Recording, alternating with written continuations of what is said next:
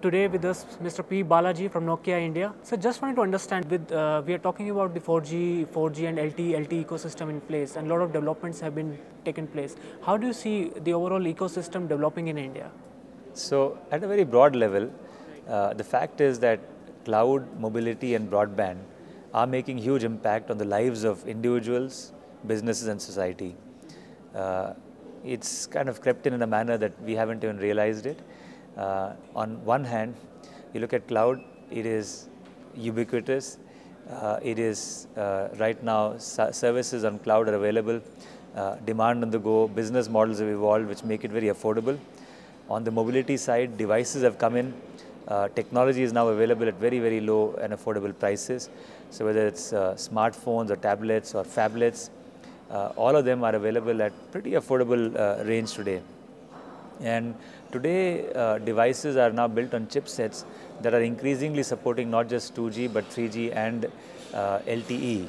So all of this is making the device ecosystem very vibrant, and it therefore means that with mobility on the go, with good broadband speeds, new services and ways of consumptions are coming in for consumers, for businesses to become more productive, and it's also opening new applications for the future, which could include care on wheels, which will include education on the go. And these are kind of services that today are just about catching up with 3G in India, but with 4G LTE it will become even more common and ubiquitous. So in the morning panel, some of the key operators, they said devices are the critical areas to ensure the 4G success. Sure. And if we are not able to produce devices at the cost of as low as $50, the LTE devices, the LTE is not going to be a success. Your thoughts on that, sir? So I think overall, if I look at it, devices costs are coming down, whether it's 2G or 3G. LTE devices are also, if I look at it, first let's talk about the numbers. At least today, the last report that GSA took out talked about nearly about 1,500 plus devices.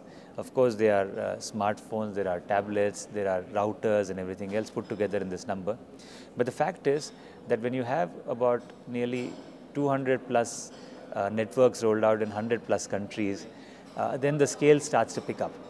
And clearly, today the chipsets that are also being coming up are those which are adding at small fractions of cost a 4G kind of capability in terms of band support.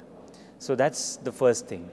And clearly, as that starts to happen, OEMs like us, who are obviously engaged with operators on one end and also working with the chipset manufacturers on the other, are able to put our engineering resources to make more affordable LTE devices as well. Okay.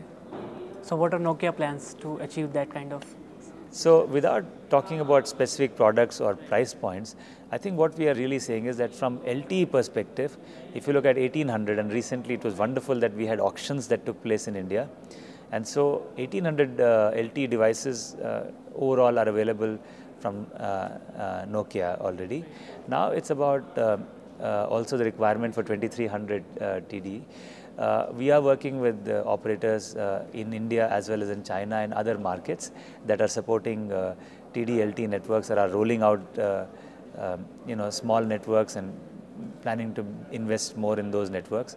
And we are also then starting to get our engineering teams to engage with these operators, so that by the time networks are in a big commercial manner rolling out, that we are also in place with our devices. And overall, I think it's a collaboration that has to happen between the operators, the network people, because interworking is very important in this particular domain, the device players like us, and also the content players. There is a lot of content which is available. It's about repurposing it, because now you'll have HD quality devices, you'll have network which can allow streaming of that nature. So I think it's all coming together in a good way. Okay, so you think that devices prices would come down in future? And absolutely, that roadmap of devices becoming more affordable is absolutely going on. On 3G, it's already evident. On LTE, it's starting to take place already, because the scale is building up across the world. So, and so your thoughts on the recent Microsoft Nokia integration and how is it going to impact the overall business for you? So what we had said, recently was that we expect that the closure of the deal will take place, in April, so next few days. So that is what we've indicated. Clearly, there are two strong companies with great engineering talent as well as technological prowess in the hardware, software, and the cloud space. So, in one manner, these two companies, and becoming new Microsoft, as you'd say, is a good sign from the industry as a whole. For one, it's truly going to be beneficial for consumers, and it's going to be hugely beneficial for the operators and for the other players in the industry as a whole. So it is going to benefit brand Nokia in a. So if I look at it, I think from an overall perspective, what we've said is that the new Microsoft will obviously have the brand Nokia rights for a significant period of time, and so that allows for continuity of the business and consumer connect. Needless to say, over time it will evolve as the market and the consumer evolve. Great, sir. Thank you for talking to us, sir. Thank you very much. Great, Absolute great pleasure to be you, here. Thank you, sir.